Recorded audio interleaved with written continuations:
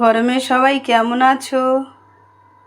আমি তো খুব ভালো নেই, যা গরম পড়েছে। আজকে আমার রান্না করেছি এই যে ডাঁটা দিয়ে ডাল, লাউ গাছের লাউ ডাঁটা দিয়ে ডাল হয়েছে। এদিকে দুটো বেগুন ভাজা, এদিকে চাটনি হয়েছে, আর হয়েছে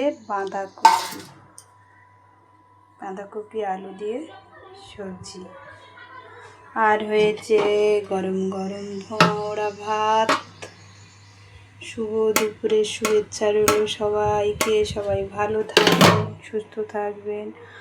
আর প্রচুর তো গরম পড়েছে, গরমের জন্য একটু জল বেশি করে খাবেন, পারলে একটু টক দই খেয়েও সবাই ভালো থেকো, সুস্থ থেকো। Tata, by.